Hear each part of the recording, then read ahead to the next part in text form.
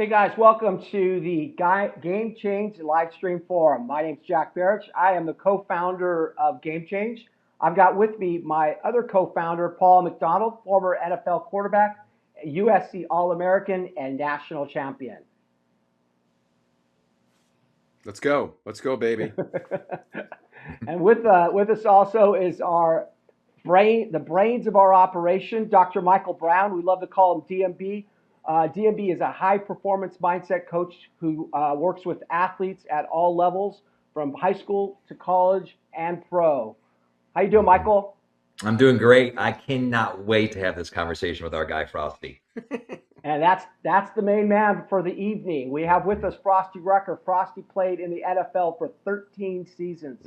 Prior to that, fight on. He was a national champion twice at USC. Three times in the finals. Frostee, thank you for joining us tonight, buddy. Hey man, glad to be here. It's about time we got this thing kicked off. I know you guys have been asking for a while. Here we are. Yeah. Now, that's awesome. just for the people listening in, I am on a 1997 MacBook Pro. That doesn't seem to be working too great tonight. So if something happens, Paul, my able co-founder, will just dive in and save the day. And that's the deal, man. When adversity you're doing fine, Jack. Yeah, figure out how to fix it. Hey, we're going to start with a question for Frostee. I mentioned that you were two-time national champion at SC, played in a national championship game a third time. So you were in a lot of really big games. But then when you got drafted into the NFL by the Cincinnati Bengals, in your first season, you were on the injured reserve list. Talk about, first of all, what do you do when you're on the injured reserve list? And second of all, how did you deal with that adversity of going from playing in really, really big games to not being able to play at all? Well, that's a great question. Getting drafted was a dream come true coming out of USC, riding that high for those 3 consecutive years, I'll say 4, of winning more than we lost. I don't need to get into specifics, but it was a dream come true going to Cincinnati, reuniting with Carson Palmer. They had the likes of TJ Houshmandzadeh. They had Chad Ochocinco, one of my favorites, Rudy Johnson, rest in peace.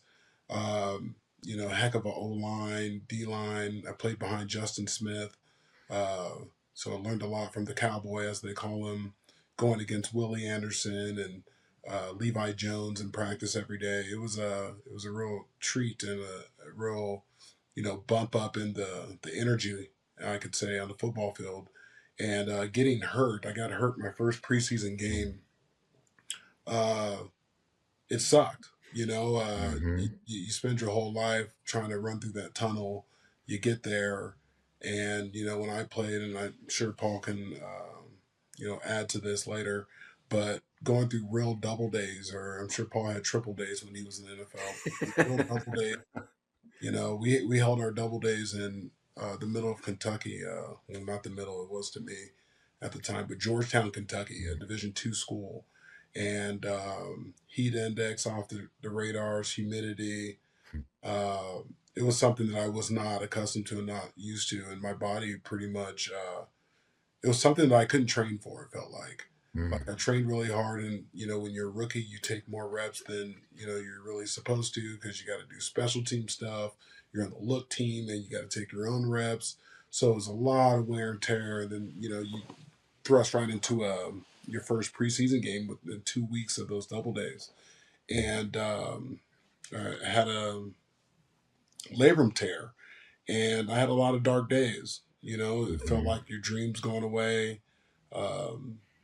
The team moves on, which you start noticing in the NFL. It's like a revolving door of free agents and guys that want that job, want that chance. And, you never know if you'll get it back.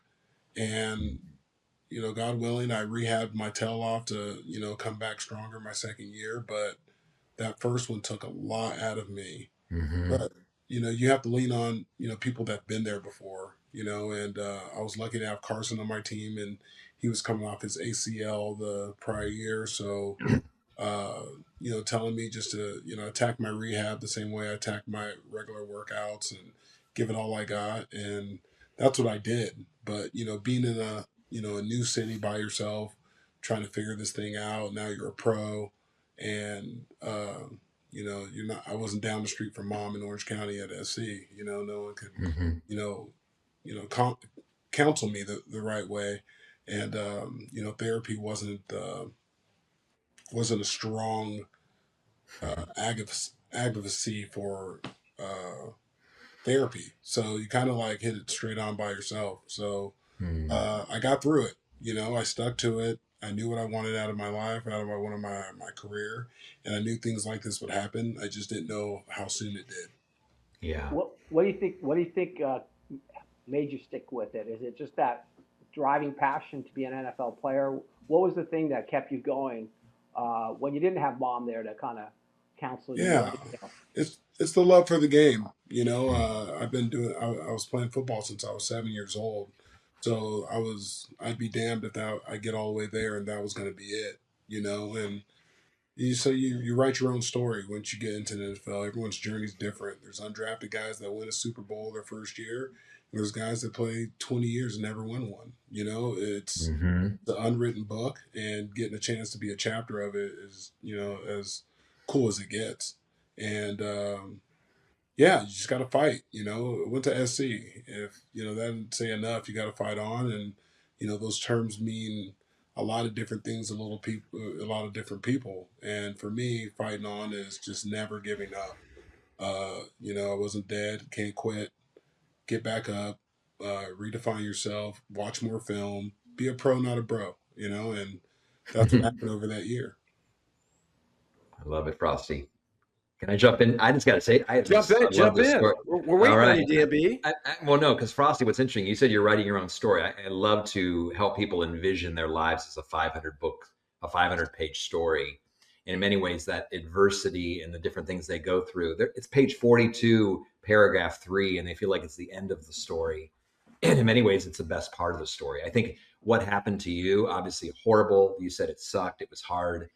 And yet a lot of our young athletes and college athletes and pro athletes, what's happening is they're so infatuated with the performance scoreboard instead of the character scoreboard that they're just in shock. And the best part of our favorite movies, the best part of our favorite books are the things that are hard. And the very thing we love is the very thing we despise when it hits our own life. So it was truly terrible and terrific that happened to you. I mean, the question is not, will people face adversity in sports or outside of sports? The question is, who will you become because of it? Champions like yourself don't waste adversity. They convert it. Oh. And I think personally, I've seen this happen all the time, where sometimes the best thing that ever happens in a professional athlete's career is when things don't go their way. Because like you said, then they have to dig deep. Yeah, the preparation begins to kick in. The character begins to shine. And ask those questions like, how important is this to me? How really important is this? By the way, I cry in those moments in those movies. Yeah. When somebody, right? When someone comes from way down here and they overcome and they make it and they get through it and they become who they're supposed to become, DMB, that's when I cry like literally every time. And you look at all those sports movies, the Hoosiers and Rudy and all these things. That's when you watch Rudy, Paul? Well, because we beat them 3 out of 4 times when I was at SC. Oh, you lost them. Oh. One time. Yeah, one time. Yeah, Frosty, that was the green jersey game. But Frosty, did you ever lose? Not when I was a starter, though.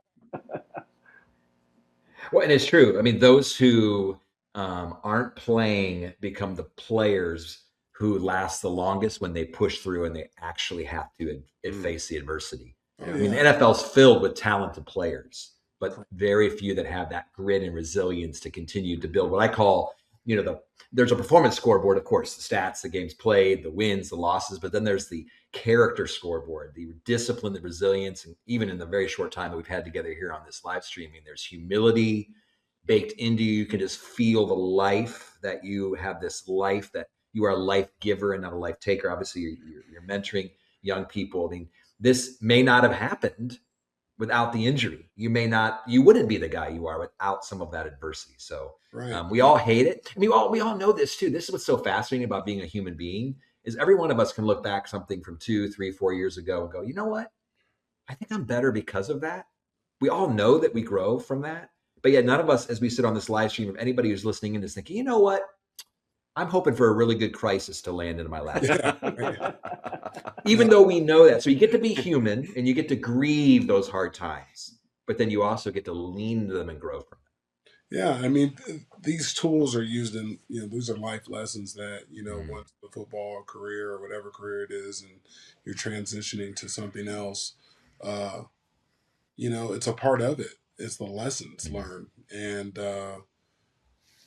like you said, you grow through the bad times. And I've had a chance to do it a couple times and, and dealt with it internally, dealt with it externally. And either way, I dealt with it. And that was the best thing that could happen for me. When you're raising kids and, you're mentoring other kids and, playing that role as an uncle and, you're being dad and you're coach and you're taking on all these responsibilities, that these kids also are going to go through similar things.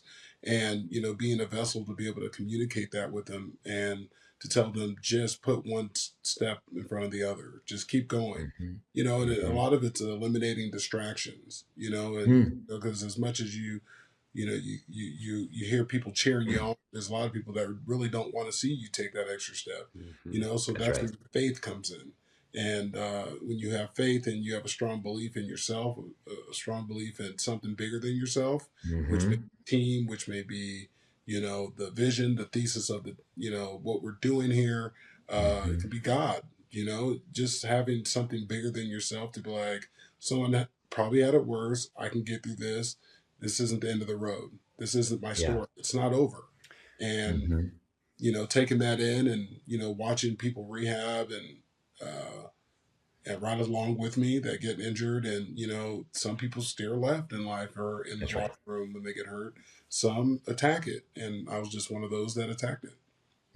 So I'm glad you said that, because in many ways that is the key, is that you said, well, don't quit. Well, many people do. Yeah. Many people give up in those hard times, which is why I think if we could say to all of our athletes and parents and so forth, you need to not be shocked when adversity hits, but you need to expect it. And I actually been doing this training more and more. I'm saying to athletes, if you are an athlete at the collegiate, professional level, and even in high school, injury is a part of the journey.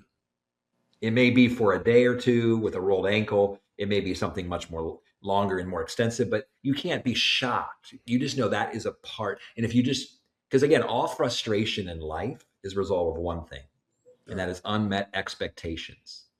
And so if our expectations are that this is part of the journey, we'll be more prepared for that when it comes. Absolutely. And the one thing that I hung my hat on is I knew football was going to end at some point. It does for every single person. And it's just not today, and that's what I would tell myself, not today. When you're getting through training camp and they're about to make the last cuts, not today, like not today. I hope I stored enough good to outweigh this little bump in the road with an ankle injury or something. But that's difficult to do, Frostee. I mean, again, your first rookie year, you encountered this challenge, and you guys don't understand because you didn't play in the NFL. But that rookie year, you're just under the microscope. You're trying like crazy. You want to impress everybody. You want to put your best foot forward. You want to make the team. This is your opportunity. This is your chance. And getting hurt, is, and Frostee's right. Just to bring perspective here, the coaches don't like players that are hurt. No. You're just like over here doing your thing. You're not on the field. They are most concerned, really they're only concerned with the players on the field, players that can get on the field. And so that was a solo journey that Frostee had to go on to make it through. And it came from within. And I think that point about having it being done for others, maybe your family, maybe your friends, maybe your community, that gives you so much power. Yeah, and I want to put it in perspective for the young athletes that are listening to this. When you're attacking your rehab, you also have to think the people that are, performing this rehab on you have to give reports back. So if you come with a crappy attitude and you're not attacking it the way you should, the feedback's going upstairs. So I had to make sure if this was my practices, this is what I'm getting evaluated for. there's not going to be anything negative said back about Frostee's work ethic when this is all he had on his plate.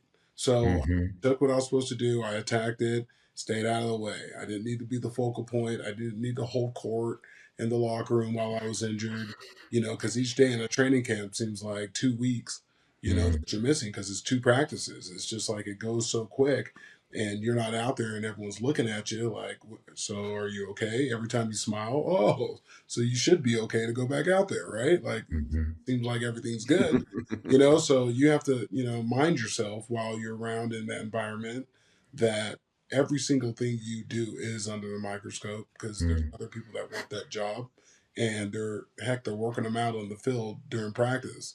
If that doesn't give you a hitch in your giddy up, I don't know what will, right?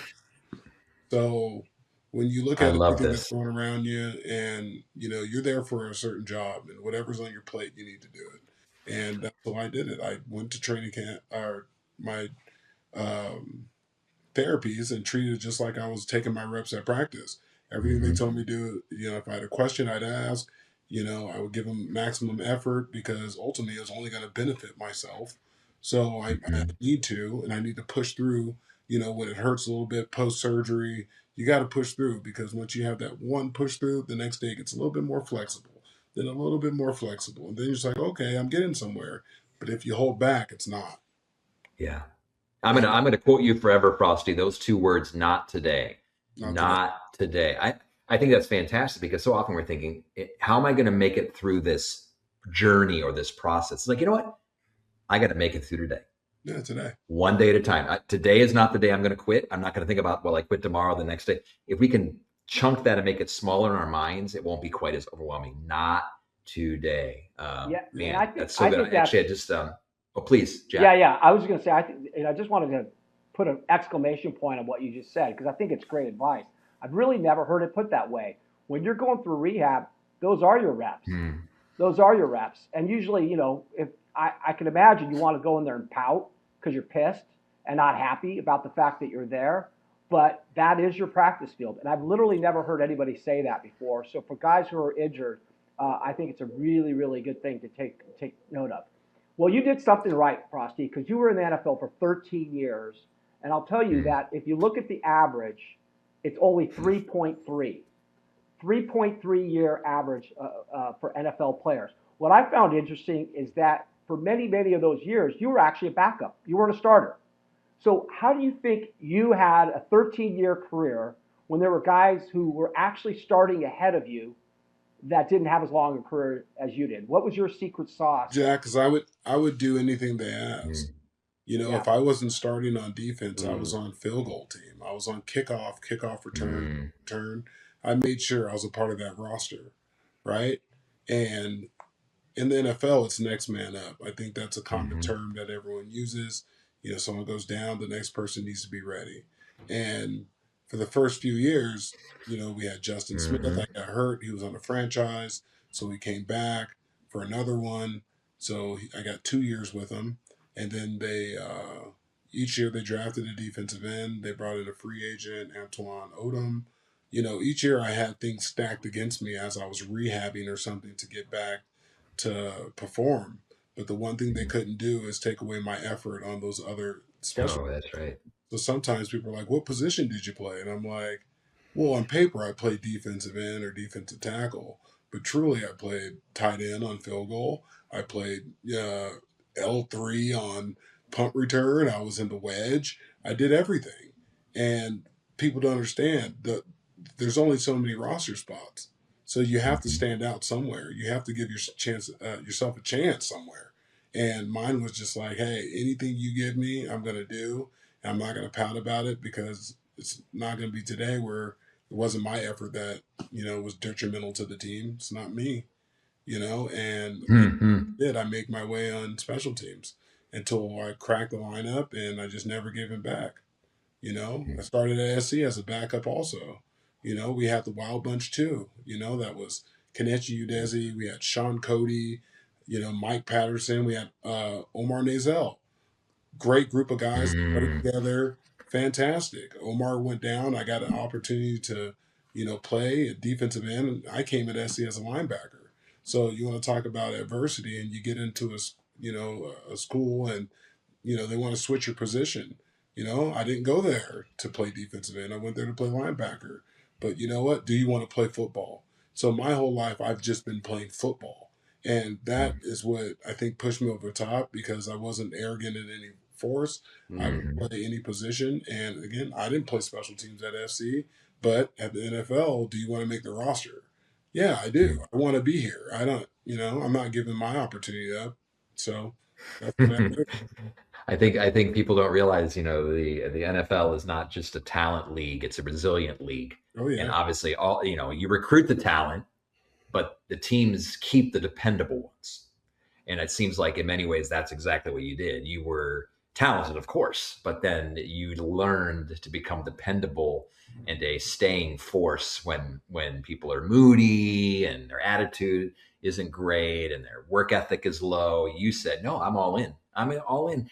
Your presence, Frosty, I'm sure, even during the time of injuries, made just as much difference, because I've been reading about your locker room culture and the things you used to represent in there, but your presence meant just as much as your performance. Yeah. I mean, We underestimate that as young athletes. I was in the league for, a good 10 years, so I was able to see how veterans treated guys that were drafted or coming in the room trying to take off their plate. Everyone's there to make money.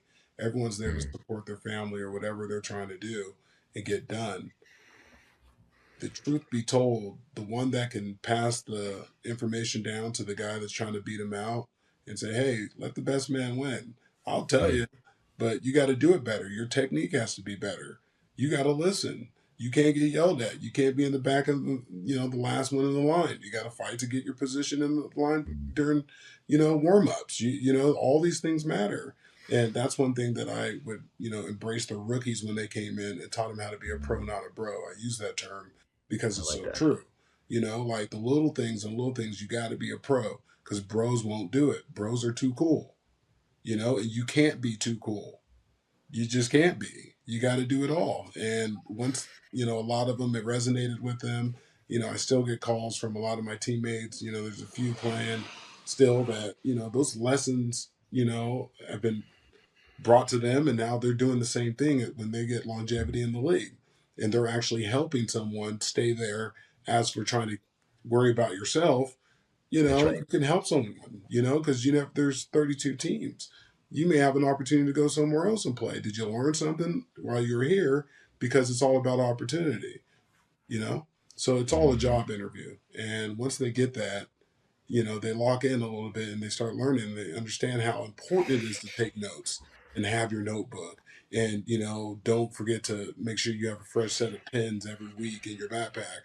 Go to Walgreens and get pens, go to Staples, get loaded up so coach will never say you weren't prepared. And that doesn't go unnoticed. I mean, coaches see that in the locker room. They feel that. The other players feel that. And, I've known Frosty for a long time. He played with my oldest son, Michael, at USC. Everyone wants to be around Frosty. And that's a guy you want in the locker room. That's a guy you want to play with side by side. And I just think it's so cool that you took that approach, that attitude, very karmic approach about there's only one slice of the pie left for me. No, there's a whole pie. There's a whole universe of stuff out there. And so let's give what we have to others, because it's going to come back to us in multiple fashions, right? And that's what it did for you. It does every time, Yeah. and some call it karma, some call it character, some call, there's all these other ways you can look at it, but doing what's right when they say when no one's looking, but doing what's right when they're not looking and when they are too. Just That's do what's right. right, It's also just very show up. powerful. It's It's a consistency, it's a and powerful way to get that, be. no one can break you, and Yeah. you got Instead to of be fear able to. based, all these guys are running around afraid they're going to get cut and afraid they're going to, looking over their shoulder. You didn't come at it that way. That's No, a powerful way to be.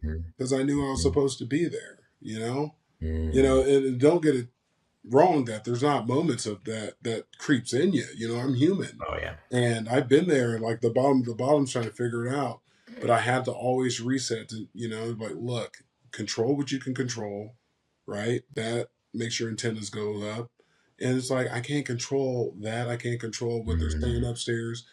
I just got to be Frost every day. Just go, be there early, do exactly what you're supposed to do, and that becomes, reporting injuries and doing all the little things that you're supposed to do, because in return, once your body's all banged up because you reported it, you have a future on, with your disability and stuff. But a lot That's of right. people are afraid, they won't say anything.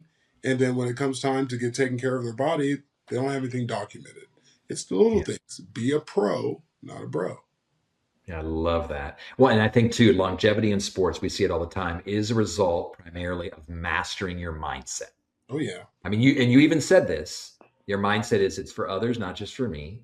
Mm-hmm. That my identity is bigger than my sport. I mean, we could talk about all the different mindsets, the different things that you have bought into, because it's clearly embodied just in our conversations. But even you said, and I think this is important for folks to understand, is thoughts will creep in. Oh yeah. Thoughts will creep in, and then you have a choice to make. You can't control whether the thought's going to creep in, but then you have a control. It's not your fault if a bird lands on your head. It becomes your fault if that bird lands. Let that bird build a nest. And so you get to decide in that moment what I'm going to do with that thought. And you obviously were working it through. I love that resetting, which means you expose and interrogate the lie and reset it with truth. Because oftentimes, don't believe everything we think. No. We got to stop believing everything we think, because a lot of what we think is simply not true. Right. You can't listen to all the pats on the back. You can't listen to the critics. You can't listen to any of it. Just be yourself and you'll get through it. And these younger kids, they're battling with different things that go on their social identity with social media, right? They actually care how many people liked it. If they commented, they want to read that stuff because that's what is popular now. That's what gets these guys paid. It's their likeness, right? And we're talking college, even NFL. Once they get managers and they get all this stuff, they're trying to be more than what they are because it fills the seats, and that's how they get the check, right? So I didn't really have all that. We had Facebook, right? And so that wasn't all that. So I didn't have those distractions where I needed the gratitude to keep me going. I didn't need that one clip that I needed to post to make sure everyone knew I was actually out there. It didn't matter, right? The stat sheet said it, right? You know what I mean? And it was just a different way to look at the games. And now all the self pressure of posting the right thing, or that person got this NIL deal. I didn't get that. Well, it's not for you. So it's not you, right? Just get what you get, what's on your plate, and go for it. And, that's the message I would tell, this newer age. At the end of the day, fundamentally, it's how you attack your sport. And it's not all that.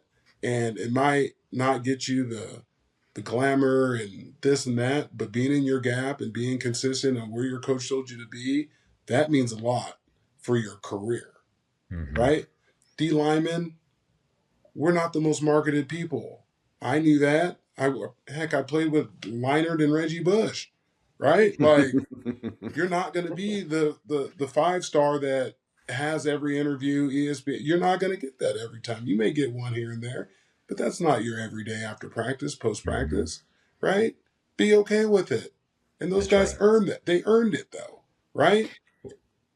And you have been very gracious to this younger generation, but I'm gonna call them out a little bit in the sense that there are different pressures, but you had different pressures than they do now. But the bottom line, the primary theme is we are prone as athletes to struggle with really what I call the 2 C's, which is comparison, and then as well, what was I thinking? The other C is comparison and circumstances. Where you're just comparing yourself to others and you're blaming circumstances instead of owning your choices.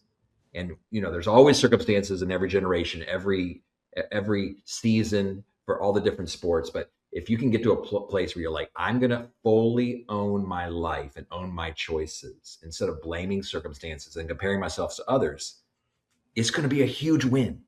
And not just now when you're in the game, but when the cleats are hung up and the helmet is put on the shelf, then you get to carry those same ideals and those same core values into the rest of your life. Yeah, let me tell you guys a monumental time in my life. I think in my NFL career when I was really at my lowest, and I don't know how, Paul, I don't know how your tenure with the Browns ended and how that went, but I got cut. So I signed a 5-year contract with the Cleveland Browns. Um, I was ecstatic to play for the Browns. I gave it everything I had. I signed a big contract, that contract that you've really been working on, that if you're not a first round pick, this is the one you're going to get some cheese to put away and save. And, you know, and I got released after my first year and I started every game for them. And, you know, they sold the team during training camp. They fired everyone that brought me in. There was a lot that went around it.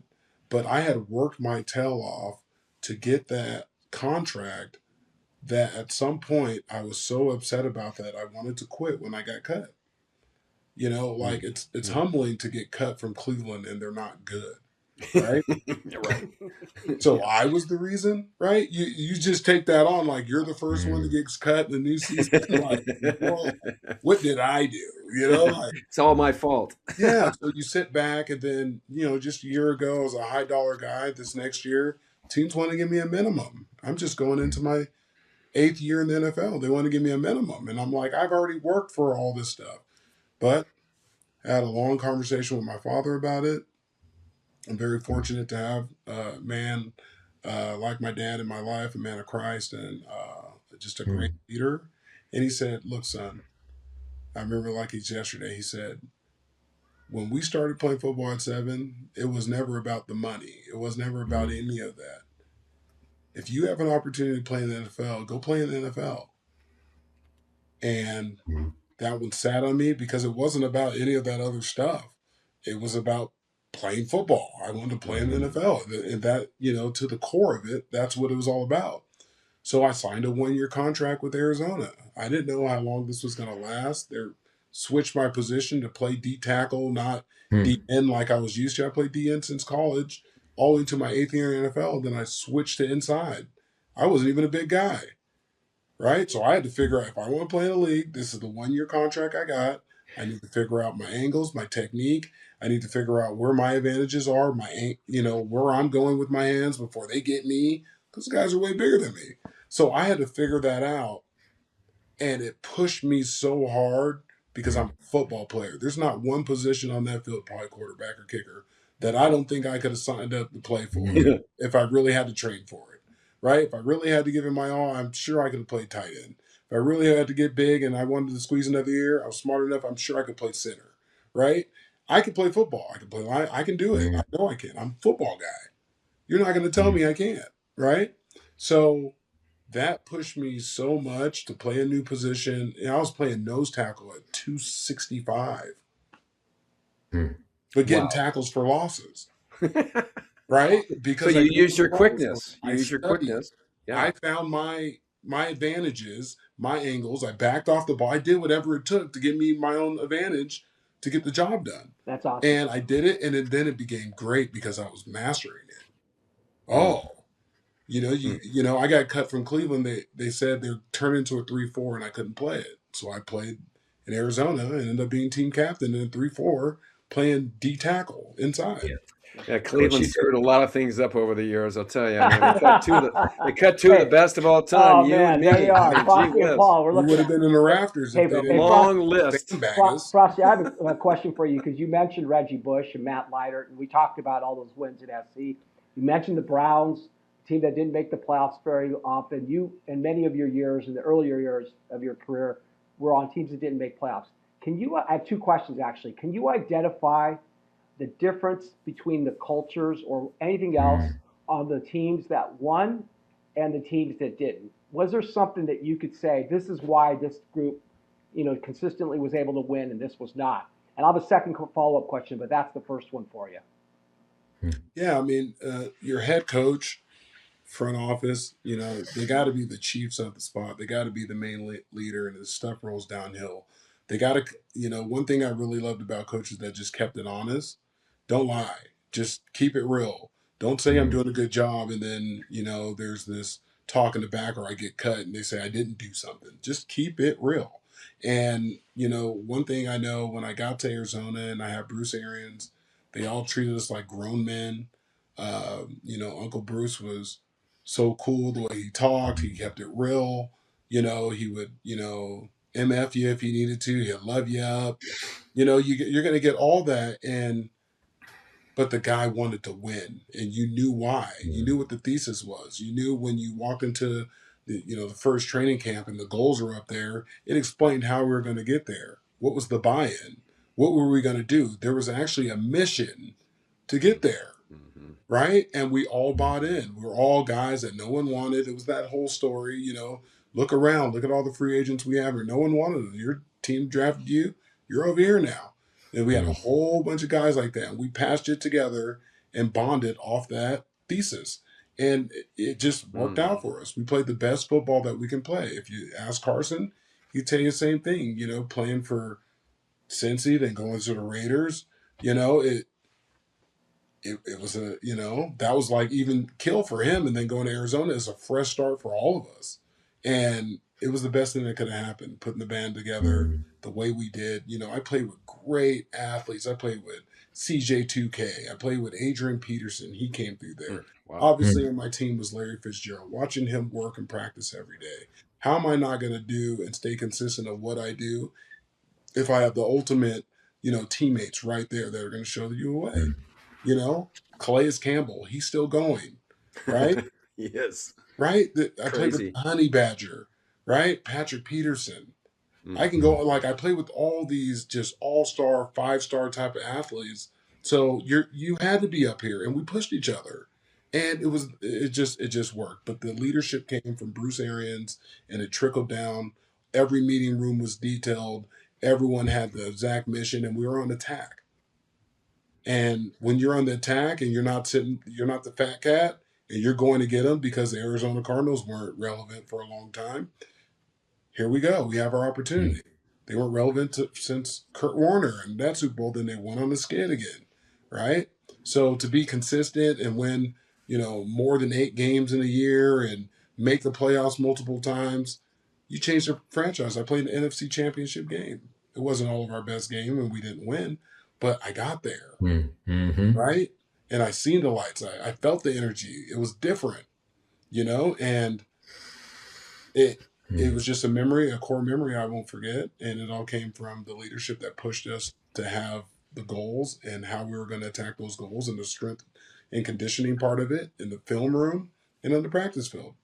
So you got to have good leadership. And I'm waiting for our guys at SC to, get a little bit of that. Maybe, they need a little hitch in their giddy up. They got the number 1 class coming in, and hopefully those guys can contribute right away. And I just want to see some dominant football. I want to be on the attack. We are SC, and people come after us, but we have to be on the attack because we have not won anything. We haven't been to the playoffs. So we need to be on the attack. Well, it sounded like you had tremendous purpose, and group purpose with the entire team. A lot of guys that were on that team, like you said, were free agents, cast-offs could be a term, journeyman could be a term, whatever. That your coach Arians, who's a great dude and a brilliant offensive guy, figured it out and used that to bring you guys together, to bond you together. And you can do a lot of good things when you've got the boat rowing in the same direction with all people rowing. Oh, yeah. You got someone to rally behind. I mean, offensively, we had Bruce Arians, offensive coordinator, and then on defense, I had Todd Bowles, still head coach of the NFL. Yeah. Right? Wow. So watching his genius, watch how, he's setting guys up on third down, who we are attacking, why. It was so much detail than I was before. Right? And it's like, now this is why I'm here. This is like finally perfect. But you trust the flow. You trust the whole thing, right? Going there and your dad weighed in on it. I just think there's some, it's this expectation that DMB talked about, that we have this vision for how it's supposed to work out, but generally doesn't work out quite like that. So, and that is I love talking about culture. If I could jump in, Jack, but there's just culture is just one of my favorite topics. And the difference between a winning culture and a losing culture is organizations is what happens and how do they respond when things go wrong. That's how you know what culture is. Are you a healthy culture where you're asking, what can we learn from this? How must we adjust? How do we respond? Versus losing cultures. Who messed up? Whose fault is it?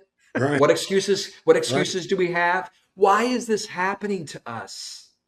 That's losing cultures. And so the ability to, you're giving me so many great phrases, hitch to the giddy up, hitch the giddy up. Hitching the giddy up. Put your hitch in the Let's giddy up. go. Yeah. So, but I mean, it's just, that is what is the litmus test for winning or losing cultures. How are people going to respond when things go wrong? And most of the time we blame, we begin to point fingers, we begin to gossip about the person, we begin to throw people under the bus. Well, I'm going to get rid of this person so I can deflect the fact that I'm not the best at my role. And we see this all the time across corporate America and higher education. This is pandemic in higher education. It's like we throw people under the bus when we're not achieving the success that we want. Oh, yeah. How much is belief involved in all of that? Oh, I mean, you have to have a strong belief there. You know, the one thing, one of the many things that Bruce Arians told us, he said, good teams don't lose 2 in a row. And so that was a game changer in your mindset that even if we failed this game, we didn't succeed this one, but we can't do it again. We got to get back in the win column. And that pushed everyone. It's little things like that, little terminology that other coach didn't give me, but that wrinkle right there was like, you're right. Good teams aren't going to lose twice. Because it's a long season. Frosty, it's a long season. It's human nature to take a week off, take a play off, take a series off, right? Oh, yeah. So you need that fire burning within to move you through those moments. You have to have it, man, because it will creep in, you know, negative people. You know, not everyone has the same mindset. You know, it's hard enough putting a group of guys together and that revolving door of injuries and stuff. And, you know, that team picture you take at the beginning, it's not going to look the same with the team at the end, right? You got to remember that. It's just not. So being able to get guys with like-mindeds can be able to bond and play together, and everyone understands we can't lose 2 in a row. And it's not funny when we lose this game. We got to come in here with our mindset, you know, and everyone has a role. Hey, I have a follow-up question about staying positive. Okay. So, like, you talked about the winning coach versus the losing coach and that, but you did play on teams that lost. How did you personally stay positive and keep yourself as a pro during those times when it's all falling apart? You've lost a bunch of games in a row. It's not fun to be in that locker room. How did you personally stay positive? Well, I think that's just my natural ability to try to stay positive, and there's better times ahead. You know, when it was tough, that was I would be a leader by listening more than I spoke when I was younger, right? I took the leadership and I just knew what guys not to follow and which ones to. And before you knew it, you know, the locker room would shipped off until when I became an older guy and a veteran in it, that I chose the dynamic of the mindset in the locker room. I spent time with the offensive line. I spent time with the tight ends. You know, one of my best friends is, you know, my kicker from when I was with Cincinnati Bengals. And we couldn't be farther, you know, opposites of the spectrum. He's from the hills of West Virginia and I'm from Southern California. You know, he's redheaded and I'm chocolate. And that is one of my best friends, Shane Graham, you know, and that's just because in that locker room, you have a chance to brighten everyone's day. I was a sociology major at USC, and things that I learned there, you can take a lot of different classes, but I finally found the classes for me, and I got to learn about social classes and how people are and where they grew up. And so I was easily able to relate to them because I kind of figured, you know, where their mindset was. And as soon as that and they get comfortable around you, they want to fight for you too. You know, Shane wanted to go 100% for us, right? You know, the linebackers, they did not want to, I think they had a rule they couldn't miss 2 tackles in a game or they had to run extra sprints, right? It was like there was things that we put on, you know, our performance that it was a bond and we held each other accountable through it, right? It's perfect. It helps to like everyone on your team, right? And you have to trust them and also have respect for them. But if you actually like them and get along with everybody, that just takes it to another level. But Paul, I also learned that being a leader, not everyone's going to like you. That's true. Yeah. Right? Yeah. But you have to be consistent and stay on it. So then they're like, I don't have to like them, but I can respect it. Ooh. Yeah. I tell young men this all the time. Everyone is spending so much time trying to be liked And those that you like but don't respect, you're not talking to 3 years from now. Right. Those that you respect but don't necessarily like, over time, you both respect and like them. Because again, it's all about who you're becoming. In fact, I just finished a book today. It's ironic that we're having this conversation now. You mentioned belief, Paul. I talk about, the book is entitled Own Your Life. And I talk about the 7 areas of life that you need to take personal ownership for. I won't go into all of them, but the first one is belief. You don't have to inherit the belief of your family and culture and team. You get to own your beliefs. And that's the most important thing about you. All the way down through the list. And the 7th one is you need to own your courage or your bravery. Wow. You need to be able to actually, and typically we think about bravery as being these big, extraordinary, dramatic moments. No, much of our bravery is the quiet discipline that no one sees. And showing up when you don't, when no one knows, that your private reality is a reflection, that it's a fuel for your public persona. And so oftentimes brand, you mentioned brand, Frostee, but everyone's trying to build their social media brand. If you spend as much time building the guy as building your brand, the brand will follow. Yes. But what's happened is we're not taking ownership of our life. Yeah. Great. Yeah, you're right. It comes down to ownership and, being secure in that, you're here for a reason. And if you're there to work hard and you're there to achieve, the best things ever, and you want to see the confetti, it's going to take a little bit extra, right? You're going to have to really lock in, like they say. And there's, all those things that come in, you got to define what locking in is, right? Locking is the 5:30 group that comes before all the coaches and stuff that are in the sauna, the steam, in the hot and cold tub. That's locking in. I was part of that group. We beat everyone there. Who can get there first to give them, who can get there first? Well, and your buddy Carson talked all about this, showing up, being all in, and so forth. And it's funny, Jack and Paul, you brought an incredible guest on this. I've been listening to Frostee talk for the last 52 minutes. He has never once pointed to a problem outside of himself. He's owning, he's not complaining. Even when you try to talk about losing cultures, Paul, he's not Jack. He's not going to give into it. He's going to say, "Hey, this is what I do. Regardless, I have 100% control of my actions and my reactions. My responses are my responsibility." And so that's how you win.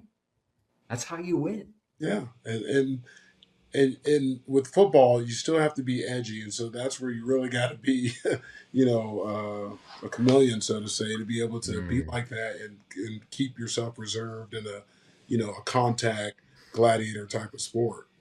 So when I look back on it, when you guys are saying these things towards me, before I would deflect it, but now I'm like, you know what, I was doing that. You know what, I did practice what I was preaching.